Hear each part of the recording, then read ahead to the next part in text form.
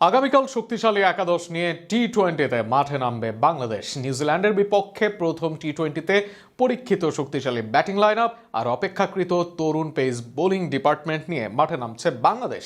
ওপেনিংয়ে তামিম সাইফ, এরপর আসবেন লিটন ইমন। তবে প্রশ্ন উঠছে, কার অভিষেক হচ্ছে আগে, রিপন নাকি সাকলাইনের? সেসব প্রশ্নের উত্তর ও ম্যাচের সম্ভাব্যতা নিয়ে বিস্তারিত থাকছে প্রতিবেদনে।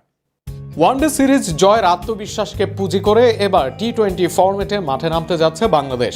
কিউইদের বিপক্ষে এই ছোট ফরম্যাটের লড়াইয়ে টাইগারদের একাদশে দেখা যেতে পারে বেশ কিছু গুরুত্বপূর্ণ পরিবর্তন, বিশেষ করে পেস বোলিং বিভাগে।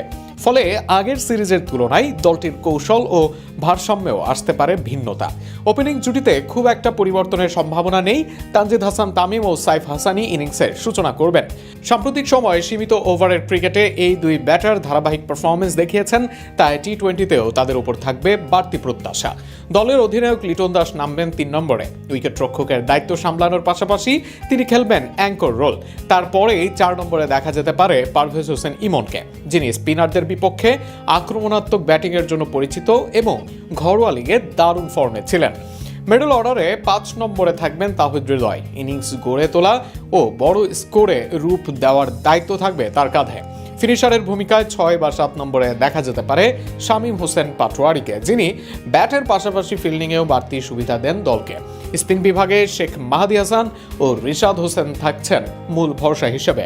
এই দুজন মিডল ওভারে প্রতিপক্ষকে চাপে রাখার দায়িত্ব পালন করবেন। যদিও দলের নাসুম আহমেদ আছেন, তবে একাদশে এগিয়ে থাকতে পারেন মেহেদি ও রিশাদি। পেস আক্রমণে ফিরছেন তানজিম সাকিব, যিনি অলরাউন্ডার হিসেবেও ভূমিকা রাখতে পারেন।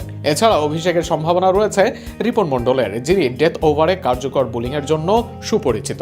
একাদশের শেষ ভাগে থাকবেন শরীফুল ইসলাম। তার বামহাতি পেস ভেরিয়েশন দলকে বাড়তি সুবিধা দিবে। সবকিছু বিবেচনায় এটি হতে পারে বাংলাদেশের একটি ভারসাম্যপূর্ণ ও আক্রমণাত্মক একাদশ।